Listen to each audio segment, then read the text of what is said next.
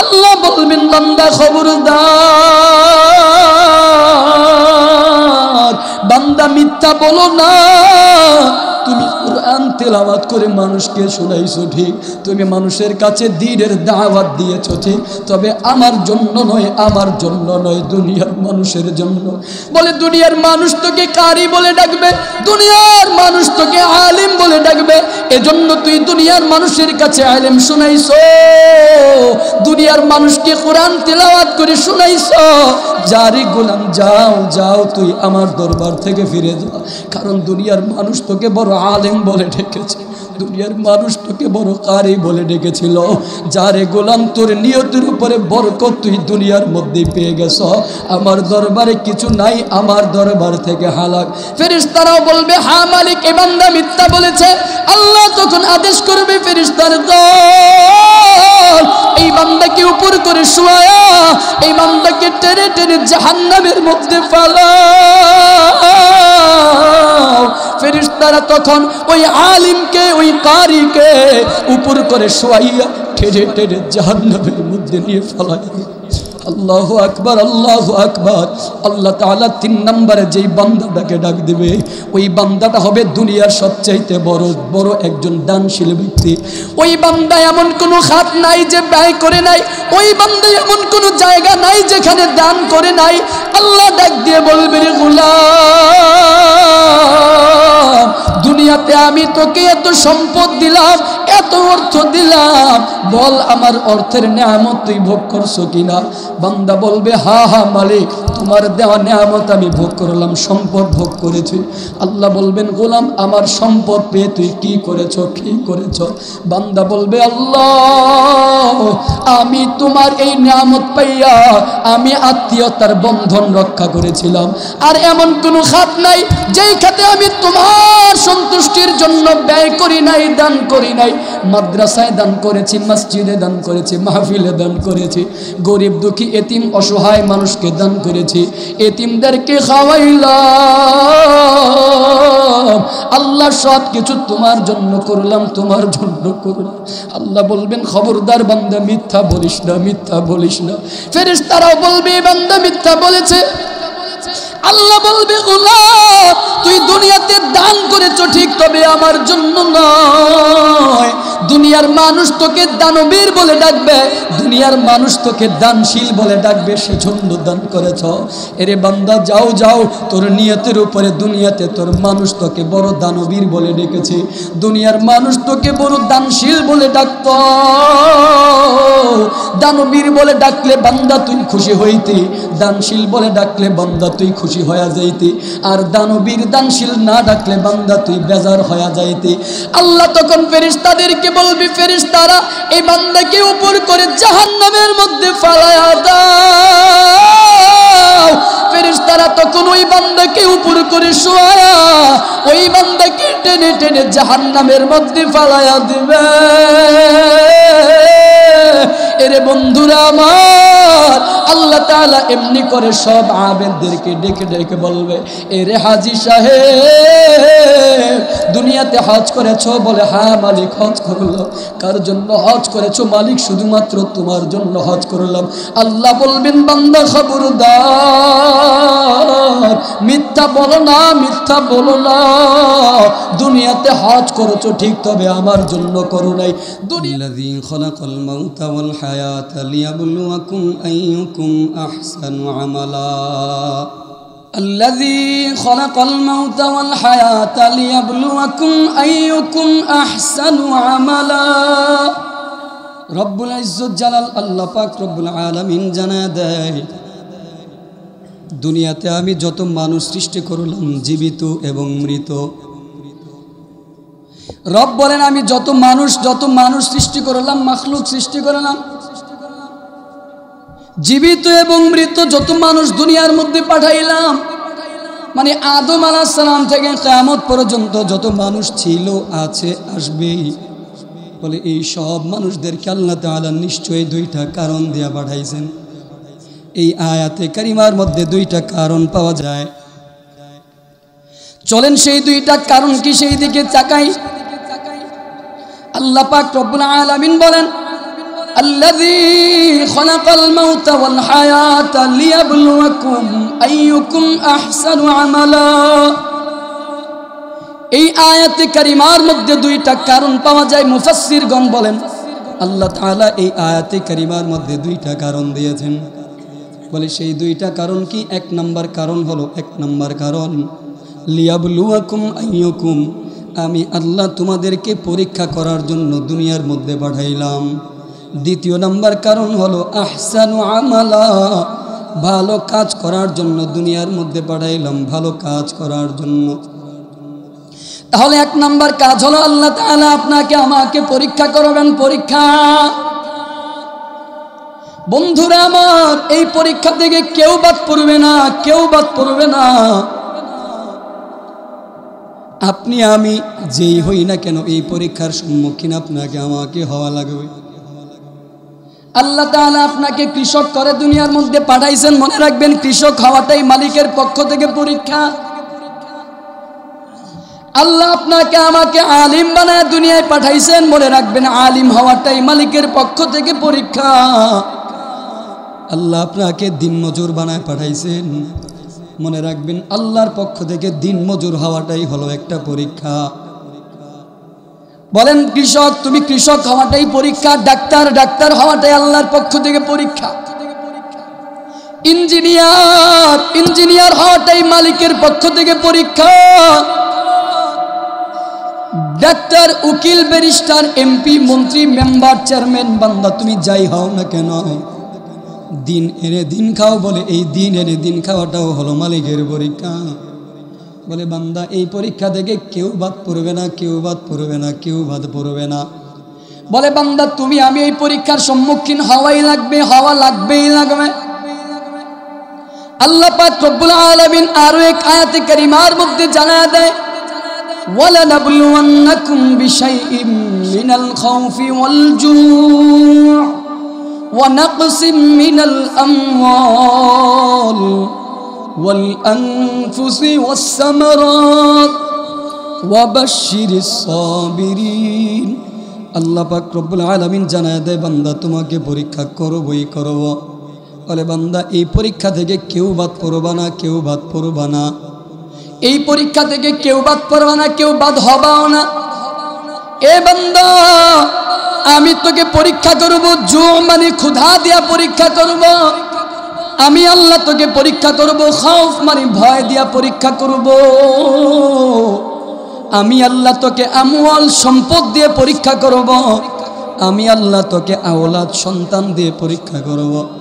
আমি আল্লাহ তোকে ধন দৌলত দিয়ে পরীক্ষা করব, টাকা পয়সার মালিক বানায়া। আমি আল্লাহ তোকে গরিব বানায়া পরীক্ষা করব, গরিব বানায়া। বান্দা তুই গরিব হয়ে আমি মালিকের কে ভুলে যাও নাকি মালিককে মনে রাখো, পরীক্ষা করব। বান্দা তুমি কোটি টাকার মালিক হওয়ার পর, বান্দার কোটি কোটি টাকার মালিক হওয়ার পর, বড় বিজনেসম্যান হওয়ার পর, বড় ব্যবসায়ী হওয়ার পরে আমি আল্লাহকে মনে রাখো নাকি ভুলে যাও, পরীক্ষা করব। আমি আল্লাহকে তুমি মনে রাখো নাকি ভুলে যাও, পরীক্ষা করব। বান্দা ভয়ের মধ্যে পড়ে আমি আল্লাহকে মনে রাখো নাকি ভুলে যাও, পরীক্ষা করব। বান্দা ক্ষুধার তাড়নায় আমি আল্লাহকে মনে রাখো নাকি পরীক্ষা করব। এই জন্য যেই হালতে আল্লাহ তাআলা আমাদেরকে রাখেন না কেন, বান্দা কোটি টাকার মালিক বানা কেউ আল্লাহকে স্মরণ রাখতে হবে। গরিব হলেও আল্লাহর হুকুম আহকাম, আল্লাহর ইবাদত করা লাগবে। বলে বান্দা যেই হালতেই থাকি না কেন, সর্ব অবস্থায় আপনার আমার মালিকের ইবাদত করা লাগবে, ঠিক কিনা? তাহলে ইবাদতটা কি? মালিকের ইবাদত কি? আল্লাহ তাআলার ইবাদতের মানে হলো আল্লাহ তাআলার আদেশকে মেনে চলা, নিষেধ থেকে বিরত থাকার নাম, সংক্ষিপ্ত নাম হলো ইবাদত। তাহলে আল্লাহ তাআলা আপনাকে আমাকে দুনিয়ার মধ্যে পাঠাইলেন। বান্দা তুমি আমি যে হালতের মধ্যেই থাকি না কেন, সর্বহালতেই আল্লাহ তাআলার শুকরগুজার বান্দা হওয়া লাগবে। সর্বহালতেই আল্লাহ তাআলার শুকরগুজার বান্দা, আল্লাহর বান্দা হওয়া লাগবে। কারণ আল্লাহ তাআলা আপনাকে আমাকে পরীক্ষা করার জন্য পাঠাইছেন। দুই নম্বর কারণ হলো আহসানু আমালা, আহসানু আমালা। আল্লাহ তাআলা ভালো আমল করার জন্য পাঠাইছেন, সুন্দর আমল করার জন্য পাঠাইলেন। আল্লাহ তাআলা আপনাকে আমাকে ভালো কাজ করার জন্য, সুন্দর আমলের জন্য বলেছেন, ভালো কাজের জন্য, ভালো আমলের জন্য বলেছেন। এই আয়াতে কারিমার মধ্যে আল্লাহ তাআলা আকসারু আমালা বলেন নাই, বেশি আমলের কথা বলে নাই, আহসানু আমালা, সুন্দর কাজের কথা, সুন্দর আমলের কথা বলেছে। তার মানে হলো বান্দা তুমি যতটুকুই আমল করো সুন্দরভাবে করো, ইখলাসের সাথে করো, খুলুসিয়াতের সাথে করো। পয়গম্বর আকরাম সাল্লাল্লাহু আলাইহি ওয়াসাল্লাম বলেন, ক্বালা রাসূলুল্লাহ সাল্লাল্লাহু আলাইহি ওয়াসাল্লাম, আখলিস দীনাকা ইয়াকফিকাল আমালুল কলিল। বান্দা তুমি তোমার দিলটাকে খাঁটি করে, তুমি তোমার ঈমানটাকে মজবুত করে অল্প আমল কর। ওই অল্প আমলের উসিলায় আল্লাহ তাআলা কিয়ামতের ময়দানে তোমাকে আমাকে নাজাত দিয়ে দিবে। তাহলে আল্লাহ তাআলা কখন আপনাকে আমাকে নাজাত দিবে? সহজ কথা, একেবারে সহজ কথা। আখলিস দীনাকা ইয়াকফিকাল আমালুল কলিল। এই যে সৈয়দ ইসহাক রহমাতুল্লাহ কিরাতুল কোরআন মাদ্রাসার বাচ্চাদেরকে সকালবেলা পড়ানো হয়, দিলটাকে খাঁটি করে অল্প আমল করো, অল্প আমল করো। এই অল্প আমলের উসিলায় আল্লাহ তাআলা তোমাকে আমাকে নাজাত দিয়ে দিবে। তবে শর্ত হলো ওই আমলটা হওয়া লাগবে শুধুমাত্র কার জন্য? ইন্না সলাতি ওয়া নুসুকি ওয়া মাহইয়ায়া ওয়া মামাতি লিল্লাহি রাব্বিল আলামিন। আল্লাহ পাক রব্বুল আলামিন আপনার আমার পয়গম্বরকে শিখায়া দেন। আল্লাহ পাক বলেন, বন্ধু কুল, হে নবী আপনি বলে দেন, ইন্না সলাতি, আমার নামাজ, আমার কুরবানি, আমার জীবন, আমার মরণ, আমার সব কিছু শুধুমাত্র কেবলমাত্র লিল্লাহি রব্বিল আলামিন, আল্লাহ শুধুমাত্র তোমার সন্তুষ্টির জন্যই করব। পয়গম্বরের সব কিছু যদি আল্লাহর জন্য হয়, তাহলে আপনি আমি পয়গম্বরের অনুসারী, পয়গম্বরের আশিক। আওয়াজ করে মুহাব্বতের সাথে বলবেন, আপনি আমি করব কার জন্য? এজন্য বন্ধুরা আমার, যতটুকুই আমল করব, যতটুকুই ইবাদত করব, যতটুকুই সাদাকা করব, এই সব কিছুর পিছনে সন্তুষ্টি খুঁজব কেবলমাত্র শুধুমাত্র আমার আল্লাহ। বলে এক রাকাত নামাজ পড়লেও আল্লাহর জন্য পড়ব, 1 টাকা সদকা করলেও আল্লাহর জন্য করব, একটা রোজা রাখলেও আল্লাহর জন্য রাখব। বলে বান্দা একটা সেজদা দিলেও আল্লাহর জন্য সেজদা দেব। বলে যতটুকুই আদনা থেকে আদনা, ছোট থেকে ছোট, যতটুকুই আমল করি না কেন মুহাব্বতের সাথে বলেন শুধুমাত্র কার জন্য করব? জানেন কেউ যদি আল্লাহর জন্য একটা সেজদা দেয়, ওই একটা সেজদার দাম কত? ক্বালা রাসূলুল্লাহ সাল্লাল্লাহু আলাইহি ওয়াসাল্লাম, সিজদাতুন ওয়াহিদাতুন খায়রুম মিনাদ দুনিয়া ওয়া মা ফিহা। রাসূল করিম সাল্লাল্লাহু আলাইহি ওয়াসাল্লাম জানা দেয়, কেউ যদি আল্লাহর জন্য একটা সেজদা দেওয়ার মতো সেজদা যদি একটা দিতে পারে, সিজদাতুন ওয়াহিদাতুন, একটা সিজদার দাম আল্লাহর কাছে বলো কত বড়? পয়গম্বর বলেন, খায়রুম মিনাদ দুনিয়া ওয়া মা ফিহা, বলে তামাম দুনিয়া এবং দুনিয়ার মধ্যে যা কিছু আছে এই সব কিছুর চাইতে একটা সিজদার দাম বড়। তাহলে একটা সেজদার দাম কখন বড় হবে? যখন সেজদাটা কার জন্য হবে, তখনই সেজদার দাম বেড়ে যাবে। যখন সেজদাটা আল্লাহর জন্য হবে, আপনার দান তখনই বেড়ে যাবে। যখন আপনার সাদাকা, আপনার দান আল্লাহর জন্য হবে, আপনার নামাজ তখনই বেড়ে যাবে, আপনার নামাজ তখনই মূল্যায়িত হবে যখন আপনার নামাজটা আল্লাহর জন্য হবে। না না, দুনিয়ার মানুষকে দেখাবার জন্য যদি কেউ নামাজ পড়ে, দুনিয়ার মানুষকে দেখাবার জন্য যদি কেউ সেজদা দেয়, দুনিয়ার মানুষকে দেখাবার জন্য কেউ যদি দান করে, দুনিয়ার মানুষকে দেখাবার জন্য যদি কেউ আল্লাহর রাস্তায় শাহাদাত বরণ করে, আল্লাহর কসম, রাসূলের হাদিস থেকে জানা যায় ওই মানুষটার দাম আল্লাহর আদালতে নাই। মুসলিম শরীফের একটা হাদিসের ইবারত, মুসলিম শরীফের হাদিসের অনুবাদ আপনাদেরকে একটা শোনাই। আল্লাহ পাক রব্বুল আলামিন কিয়ামত কিয়ামতের ময়দানে, হাসরের ময়দানে যখন বিচারের কার্যক্রম শুরু করে দিবে, ওই সময় আল্লাহ তাআলা প্রথম যেই মানুষটাকে দিয়ে বিচার শুরু করে দিবে।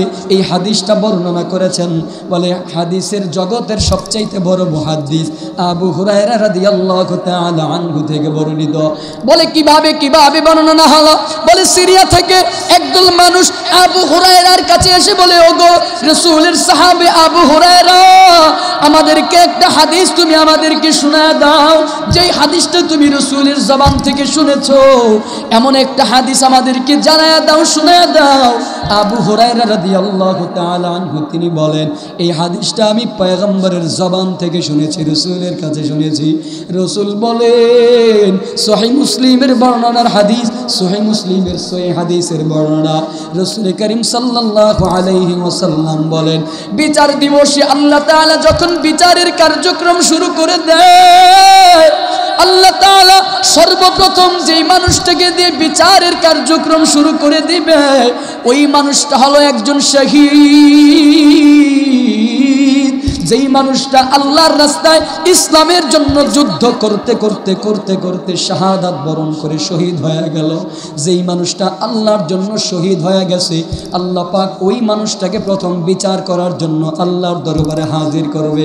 আল্লাহর আদালতে দাঁড় করাইয়া ওই বান্দাকে ডাক দিয়া বলবে, রে গোলাম, আমি দুনিয়াতে তোকে এত এত নিয়ামত দান করলাম, বল আমার নিয়ামত তুমি পেয়েছো কি পাও নাই? গোলাম তখন বলবে, ওই বান্দা বলবে, হা হা মালিক, আমি স্বীকৃতি দিলাম তুমি আমাকে এত এত নিয়ামত দিয়েছ, এত এত নিয়ামত তুমি আমাকে দিয়েছ। ওই বান্দা নিয়ামতের শুকরিয়া, ওই বান্দা নিয়ামতের স্বীকৃতি প্রদান করবে, বলবে, হা আল্লাহ তুমি আমাকে নিয়ামত দান করেছ। আল্লাহ বলবে, রে গোলাম, আমি আল্লাহ তোকে এত নিয়ামত দিলাম, বল বল এই নিয়ামতের বিনিময়ে তুই কেমন আমল করেছ, কেমন ইবাদত করলাম? বান্দা তখন বলবে, আল্লাহ তাকা দেখো, আমি তোমার জন্য কতটুকু আমল করলাম জানি না, তবে আমি তোমার জন্য তোমার রাস্তায় যুদ্ধ করতে করতে মৃত্যুবরণ করলাম, তোমার জন্য যুদ্ধ করতে করতে আমি শহীদ হয়ে গেলাম। আল্লাহ বলবেন, বান্দা খবরদার মিথ্যা বলবি না, মিথ্যা বলবি না।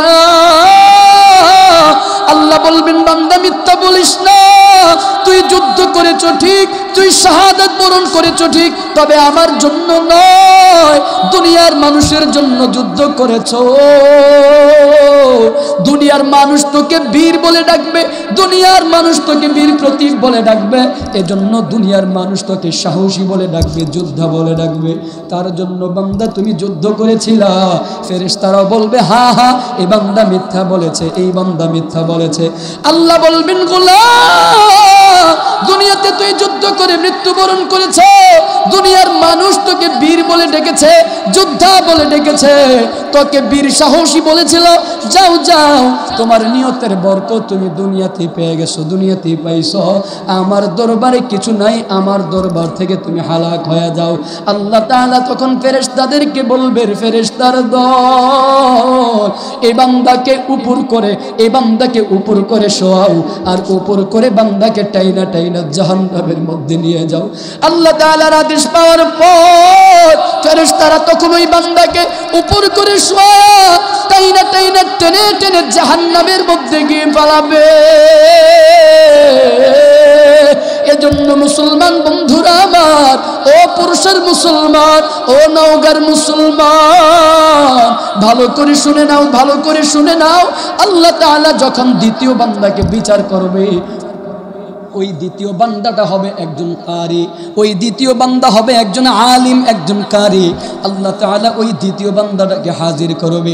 আল্লাহ ডাক দিয়া বলবে, রে কারি, এ আলিম, দুনিয়াতে আমি তোকে এত মধুর কণ্ঠ দিলাম, দুনিয়াতে আমি তোকে এত এত নিয়ামত দিলাম, বল বল এই নিয়ামত তুই পাইছো কিনা, এই নিয়ামত তুমি ভোগ করেছো কিনা? আলিম আর কারি বলবে, আল্লাহ,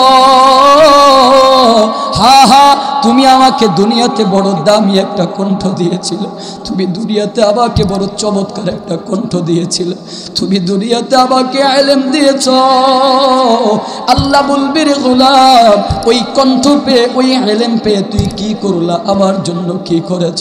বান্দা তখন জবাব দিবে, আল্লাহ তোমার দেওয়া কণ্ঠ দিয়ে আমি মানুষদেরকে কোরআনুল কারীমের তিলাওয়াত করে করে শুনাইছি, আমি তোমার দেওয়া কণ্ঠ দিয়ে মানুষকে কোরআন তিলাওয়াত করে শুনাইলাম, তোমার দেওয়া ইলম দিয়ে হিকমা দিয়ে আমি মানুষের কাছে ইলম প্রচার করেছি, মানুষের কাছে জ্ঞান প্রচার করেছি। আল্লাহ বলবেন বান্দা খবরদার,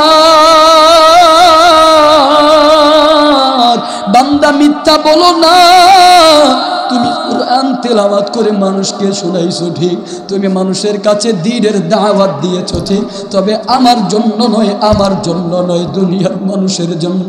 বলে দুনিয়ার মানুষ তোকে কারি বলে ডাকবে, দুনিয়ার মানুষ তোকে আলিম বলে ডাকবে, এজন্য তুই দুনিয়ার মানুষের কাছে আলিম শোনাইছো, দুনিয়ার মানুষকে কোরআন তেলাওয়াত করে শোনাইছো। যারে গোলাম যাও যাও, তুই আমার দরবার থেকে ফিরে যা, কারণ দুনিয়ার মানুষ তোকে বড় আলেম বলে ডেকেছে, দুনিয়ার মানুষ তোকে বড় কারি বলে ডেকেছিল। যারে গোলাম তোর নিয়তের উপরে বরকত তুই দুনিয়ার মধ্যে পেয়ে গেছ, আমার দরবারে কিছু নাই, আমার দরবার থেকে হালাক। ফেরেশতারাও বলবে হ্যাঁ মালিক, এ বান্দা মিথ্যা বলেছে। আল্লাহ তখন আদেশ করবে ফেরেশতার দল, এই বান্দাকে উপর করে শোয়া, এই বান্দাকে টেনে টেনে জাহান্নামের মধ্যে ফালাও। ফেরেশতারা তখন ওই আলিমকে ওই কারিকে উপর করে শোয়াইয়া টেনে টেনে জাহান্নামের মধ্যে নিয়ে ফালায়। আল্লাহু আকবার, আল্লাহু আকবার। আল্লাহ তাআলা 3 নম্বরে যেই বান্দাটাকে ডাক দিবে, ওই বান্দাটা হবে দুনিয়ার সবচাইতে বড় একজন দানশীল ব্যক্তি। ওই বান্দা এমন কোনো খাত নাই যে ব্যয় করে নাই, ওই বান্দা এমন কোনো জায়গা নাই যেখানে দান করে নাই। আল্লাহ ডাক দিয়ে বলবে রে গোলাম, দুনিয়াতে আমি তোকে এত সম্পদ দিলাম, এত অর্থ দিলাম, বল আমার অর্থের নেয়ামত তুই ভোগ করছো কিনা? বান্দা বলবে হা হা মালিক, তোমার দেওয়া নেয়ামত আমি ভোগ করলাম, সম্পদ ভোগ করেছি। আল্লাহ বলবেন গোলাম, আমার সম্পদ পেয়ে তুই কি করেছো, কি করেছো? বান্দা বলবে আল্লাহ, আমি তোমার এই নেয়ামত পাইয়া আমি আত্মীয়তার বন্ধন রক্ষা করেছিলাম, আর এমন কোনো খাত নাই যেই খাতে আমি তোমার সন্তুষ্টির জন্য ব্যয় করি নাই, দান করি নাই। মাদ্রাসায় দান করেছি, মসজিদে দান করেছি, মাহফিলে দান করেছি, গরিব দুঃখী এতিম অসহায় মানুষকে দান করেছি, এতিমদেরকে খাওয়াইলাম। আল্লাহ সব কিছু তোমার জন্য করলাম, তোমার জন্য করলাম। আল্লাহ বলবেন খবরদার বান্দা মিথ্যা বলিস না, মিথ্যা বলিস না। ফেরেশতারাও বলবে বান্দা মিথ্যা বলেছে। আল্লাহ বলবে গোলাম, তুই দুনিয়াতে দান করেছো ঠিক, তবে আমার জন্য নয়। দুনিয়ার মানুষ তোকে দানবীর বলে ডাকবে, দুনিয়ার মানুষ তোকে দানশীল বলে ডাকবে, সেজন্য দান করেছ। এরে বান্দা যাও যাও, তোর নিয়তের উপরে দুনিয়াতে তোর মানুষ তোকে বড় দানবীর বলে ডেকেছে, দুনিয়ার মানুষ তোকে বড় দানশীল বলে ডাকত। দানবীর বলে ডাকলে বান্দা তুই খুশি হইতি, দানশীল বলে ডাকলে বান্দা তুই খুশি হয়ে যাইতি, আর দানবীর দানশীল না ডাকলে বান্দা তুই বেজার হয়ে যাইতি। আল্লাহ তখন ফেরেশতাদেরকে বলবি, ফেরেশতারা এই বান্দাকে উপর করে জাহান্নামের মধ্যে ফালায়া দাও। ফেরেশতারা তখন ওই বান্দাকে উপর করে শোয়া, ওই বান্দাকে টেনে টেনে জাহান্নামের মধ্যে ফালায়া দিবে। এরে বন্ধুরা আমার, আল্লাহ তাআলা এমনি করে সব আবেদদেরকে ডেকে ডেকে বলবে, এরে হাজী সাহেব দুনিয়াতে হজ করেছো? বলে হ্যাঁ মালিক হজ করলাম। কার জন্য হজ করেছো? মালিক শুধুমাত্র তোমার জন্য হজ করলাম। আল্লাহ বলবেন বান্দা খবরদার, মিথ্যা বলো না, মিথ্যা বলো না। দুনিয়াতে হজ করেছো ঠিক, তবে আমার জন্য করো নাই। দুনিয়ার মানুষ তোকে হাজী সাহেব বলে ডাকলে খুশি হইতা, হাজী সাহেব বলে না ডাকলে বান্দা তুই বেজার হয়ে যাইতি। যা গোলাম যাও, দুনিয়ার মানুষ তোকে হাজী সাহেব বলে ডেকেছে, দুনিয়ার নিয়তের উপরে বরকত দুনিয়াতেই পেয়ে গেছো, আমার দরবারে কিছু নাই, আমার দরবার থেকে হালাক হয়ে যাও। আল্লাহ তাআলা এই বান্দাকে জাহান্নামের জন্য নিক্ষেপ করার জন্য ফেরেশতাদেরকে বলবে, ফেরেশতারা তখন টেনে টেনে এই বান্দাকে জাহান্নামের মধ্যে নিয়ে যাবে, জাহান্নামের মধ্যে ফালায়া দেবে। এজন্য বাবা পায়ে হাত রেখে বলে যাই, বাবা পায়ে হাত ধরে বলি, আমি আপনাদের সন্তান, আমি আপনাদের ভাই, আমি আপনাদের নাতির সমতুল্য, আপনাদের পায়ে হাত রেখে বলে যাই বাবা, যতটুকুই ইবাদত করব, যতটুকুই আমল করব না কেন, যতটুকুই মালিকের গোলামি করি না কেন, যতটুকুই আল্লাহ তাআলার দাসত্ব করি না কেন, এই সব ইবাদত প্রয়োজনে 1 রাকাত নামাজ পড়ব, প্রয়োজনে 1টা রোজা রাখব, প্রয়োজনে 1 টাকা দান করব, তবে হ্যাঁ বলে এই সব ইবাদতের পিছনে শুধুমাত্র সন্তুষ্টি খুঁজবো। আওয়াজ করে বলেন একমাত্র কার? এরে বন্ধুরা আমার, আজকে আপনি আমি নিজেকে ইমানদার পরিচয় দেই, মুসলমান পরিচয় দেই, নিজেদেরকে ইমানদার পরিচয় দেই, মুসলমান পরিচয় দেই, কালেমাওয়ালা মুসলমান পরিচয় দেই, কিন্তু আফসোসের ব্যাপার হলো ইমানের জন্য, কালেমার জন্য আপনাকে আমাকে কষ্ট করা লাগে না, মেহনত করা লাগে না। বাবা মুসলমান, মা মুসলমান, পরিবার বর্গ মুসলমান, সেই মুসলমানের সূত্রে নিজেদেরকে মুসলমান হয়ে পরিচয় দিই, মুসলমান হয়ে গেলাম। কিন্তু এই মুসলমান ঈমান গ্রহণ করার জন্য আপনাকে আমাকে সাহাবায়ে কেরামের মতো কষ্টের শিকার হওয়া লাগে নাই, ত্যাগ তিতিক্ষা করা লাগে নাই। জানো কি বন্ধু, জানো এই ঈমানের জন্য, কালেমার জন্য তোমার আমার পয়গম্বর কত কষ্ট করে গেছেন, সাহাবায়ে কেরাম এই ঈমানের জন্য, কালেমার জন্য কত কষ্ট করে গেছেন। মুসলমান বন্ধুরা আমার, রসুলের সিরাত থেকে, রসুলের জিন্দেগি থেকে ছোট্ট একটা ঘটনা শোনায় আলোচনা শেষ করে দিব। ছোট্ট একটা ব্যাপার 2-4-5 মিনিট সময় আপনাদের কাছে চেয়ে নিলাম। ভাইরা আমার, পয়গম্বর আকরাম সাল্লাল্লাহু আলাইহি ওয়াসাল্লাম কালেমার জন্য কত কষ্ট করেছেন জানো? পয়গম্বর দ্বীনের দাওয়াত দিতে যখন যাইতেন, ঈমানের দাওয়াত দিতে যাওয়ার সময় অনেক সময় পয়গম্বর যুদ্ধের ময়দানে যাওয়ার পূর্বে ফাতেমার সঙ্গে দেখা করে যাইতেন, আবার যুদ্ধের ময়দান থেকে ফিরে এসেও ফাতেমার সঙ্গে দেখা করতেন। একদিনের ঘটনা, আপনার আমার পয়গম্বর ফাতেমার ঘরের দরওয়াজার সামনে যখন হাজির হলো, যুদ্ধের ময়দানে যাওয়ার সময় পয়গম্বর ফাতেমার ঘরের দরওয়াজায় হাজির। ঘরের দরওয়াজায় গিয়ে আপনার আমার পয়গম্বর ফাতেমার ঘরের দরওয়াজার সামনে গিয়ে সালাম দিল, আসসালামু আলাইকুম ওয়া রাহমাতুল্লাহ। কিন্তু আফসোসের ব্যাপার হলো ফাতেমা সালামের জবাব দেয় না, দরওয়াজাও খোলে না। রাসূল জানতে চায়, ফাতেমা, আবারও পয়গম্বর সালাম দেয়, কিন্তু সালামের জবাব নাই। পয়গম্বর কান্না জড়িত কণ্ঠে ডাক দিয়ে বলে, রে মা, কি অন্যায় করলাম, কি অপরাধ করলাম, কেন ঘরের দরওয়াজা খোলো না, কি জন্য সালামের জবাব দাও? তার আমার পয়গম্বর ফাতেমার ঘরের দরওয়াজার সামনে গিয়ে সালাম দিল, আসসালামু আলাইকুম ওয়া রাহমাতুল্লাহ। কিন্তু ফাতেমা ঘরের দরওয়াজা খোলে না, সালামের জবাবও দেয় না। পয়গম্বর ডাক দিয়ে বলে, রে মা, কি অন্যায় করলাম, কি অপরাধ করলাম, কেন তুমি ঘরের দরওয়াজা খোলো না, কেন সালামের জবাবও দাও না? ফাতেমা ডাক দিয়া বলে, বাবা আমার, আমি তোমার মেয়ে, ঘরের দরওয়াজা খুলে তোমার সামনে যে দাঁড়াবো, ওই পরিমাণে বস্ত্র আমার গায়ের মধ্যে নাই, বলো বাবা আমি কেমন করে ঘরের দরওয়াজা খুলে দেই? পয়গম্বরের গায়ের মধ্যে একটা বাড়তি চাদর ছিল, ওই কাপড়টা দরওয়াজার ফাঁক দিয়ে বলতেছে, নাও মা, এই চাদরটা গায়ের মধ্যে জড়ায়া তারপরে ঘরের দরওয়াজাটা খুলে দাও। ফাতেমা চাদরটা জড়াইয়া যখন দরওয়াজাটা খুলে দেয়, আপনার আমার পয়গম্বর সালাম দিয়ে ঘরের মধ্যে প্রবেশ করার পরে পয়গম্বর আকরাম সাল্লাল্লাহু আলাইহি ওয়াসাল্লাম ফাতেমার চেহারার দিকে তাকায়া চোখের পানি আটকায় রাখতে পারে না, চোখের পানি ছেড়ে দিয়ে বলে, রে মা, কি জন্য এত শুকায় গেছো, কেন এত শুকায় গেলা, কয়েকদিন পর্যন্ত খাবার খাও না রে মা?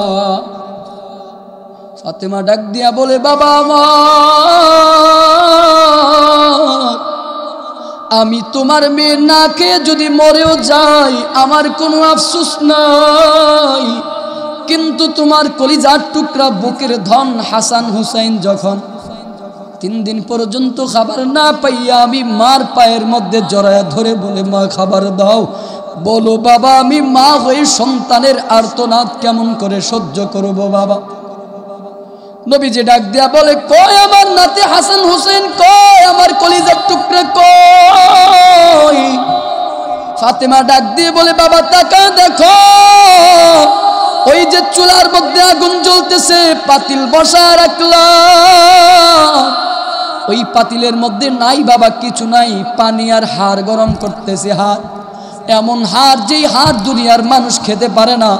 আর হাসান হুসাইনকে সান্ত্বনা দিয়ে বললাম বাবা ধৈর্য ধারণ করো, তোমাদের জন্য খাবার তৈরি হইতেছে। হাসান হুসাইন কান্না করতে করতে মাটির মধ্যে গড়াগড়ি করে মাটির মধ্যে ঘুমায়া গেল। পয়গম্বরের কণ্ঠের জবানের আওয়াজ পাইয়া হাসান হুসাইন ঘুম থেকে উঠে লাফ দিয়ে পয়গম্বরের গলার মধ্যে জড়ায় ধরে পয়গম্বরকে ডাক দিয়ে বলে বলো নানা বলো, নানা তুমি আসছো, তোমার কাছে একটা বিচার দেব, বলো নানা তুমি সেই বিচারটা করবা কিনা। নবীজি বলেন বল নাতি বল, কি বিচার করা লাগবে বল, আমি তোদের বিচার করবই করব। এর নাতি আমি আমার মেয়ে দেখব না, আমি আমার নাতি দেখব না, আমি দুনিয়ার কাউকে দেখব না, আমি ইনসাফের বিচার করব, বল আমি কি বিচার করা লাগবে বলো। হাসান হুসেন ডাক দিয়ে বলে নানা জানো তোমার মেয়ে কি কাজ করেছে জানো? আজকে আমাদের 2টা ভাইকে 3 দিন পর্যন্ত তোমার মেয়ে আমাদেরকে খানা দেয় না, বলো নানা এর বিচার তুমি কি করবা? পয়গম্বর বিচারকের চেয়ার থেকে নেমে ডাক দিয়ে বলে রে নাতি হাসান হুসাইন শোন, এই বিচার আমি করতে পারবো না, এই বিচার আমি করব না। হাসান হুসাইন বলে নানা জানতাম নিজের মেয়ে দেখে এই বিচার তুমি করবা না, করতে পারবা না। পয়গম্বর ডাক দিয়ে বলে রে হাসান হুসাইন শোন, 3 দিন পর্যন্ত খাবার না পাইয়া মার বিরুদ্ধে আমি নানার কাছে বিচার দাও, কিন্তু নাতি দেখ পয়গম্বর নিজের শরীর থেকে চাদরটা সরাইয়া ডাক দিয়ে বলে রে নাতি দেখ এই যে আমার পেটের দিকে তাকা দেখ, তোরা তো 3 দিন খাবার না খাইয়া আমি রাসূলের কাছে নানার কাছে মার বিরুদ্ধে বিচার দিছ, কিন্তু আমি কালেমার জন্য দ্বীনের জন্য ঈমানের জন্য দেখ তোদের মতো 1 দিন আর 2 দিন আর 3 দিন নয়, বলে 7 দিন পর্যন্ত খাবার না পাইয়া আমি পেটের মধ্যে পাথর বেঁধে রাখলাম, পাথর বেঁধে রাখলাম। এরে নাতি বলবো যেই মানুষটা নিজে 7 দিন পর্যন্ত খাবার খেতে পারে না, ওই মানুষটা কেমন করে 3 দিন না খাওয়ার বিচার করবে? এর বন্ধুরা আমার, আজকে তুমি আমি নিজেদেরকে ইমানদার দাবি করি, ইমানওয়ালা দাবি করি, নিজেদেরকে কালেমাওয়ালা মুসলমান পরিচয় দেই, সেই রাসূলের জামানার সাহাবীদের মতো কষ্ট করা লাগে না। ইমানের জন্য কালেমার দাওয়াতের জন্য পয়গম্বর যে কষ্ট করে গেছেন ওই কষ্ট আপনার আমার করা লাগে না। তবে হ্যাঁ, আপনাদের কাছে একটু মুহাব্বতের সাথে জানতে চাই, যেই পয়গম্বর এত কষ্ট করে দ্বীনের দাওয়াত দিয়ে গেছেন, কালেমার দাওয়াত দিয়ে গেছেন, যেই কষ্ট করে দ্বীনের প্রচার করে গেছেন, দ্বীনকে টিকায় গেলেন, একটু মুহাব্বতের সাথে বলেন রাসূলের ওই দ্বীন, ওই ইসলাম, ওই কালেমাকে এই জমিনের মধ্যে টিকায় রাখা লাগবে কি লাগবে না? রাসূলের ওই দ্বীনকে টিকায় রাখার জন্য, ইসলামকে টিকায় রাখার জন্য, রাসূলের কালেমাকে টিকায় রাখার জন্য যদি আমাদের বুকের তাজা রক্ত দিতে হয়, জীবন দিতে হয়, রক্ত দিতে হয়, যদি আমাদের সম্পদ দিতে হয় দ্বীনকে টিকায় রাখার জন্য, কারা কারা রক্ত দেওয়ার জন্য, জীবন দেওয়ার জন্য, সম্পদ দেওয়ার জন্য তৈরি আছো? আমার মালিককে 2টা হাত উঠায় একটু দেখায় দাও, একটু হাত উঁচু করেন, শক্ত করে উঁচু করেন। রাজি আছেন তো ইনশাআল্লাহ? রাসূল যত কষ্ট করে দ্বীন কায়েম করে গেছেন, দ্বীন প্রচার করে গেছেন, দ্বীনকে জমিনের মধ্যে প্রতিষ্ঠা করে গেছেন, ওই দ্বীনকে টিকায় রাখার জন্য যদি আপনাদের সম্পদ ব্যয় করতে হয়, অর্থ ব্যয় করতে হয়, জীবন দিতে হয়, রক্ত দিতে হয়, রাজি আছেন তো ইনশাআল্লাহ? একটু কষ্ট করে হাতটা উঠায় রাখেন, আমার মালিক দেখতেছে, উঠায় রাখেন। 1 মিনিট কষ্ট দিব বাবা, আমিও তো মুসাফির। আমাদের আজকের শেখে চরমনাই দোয়া করে যাবে আপনাদের জন্য প্রাণ ভরে।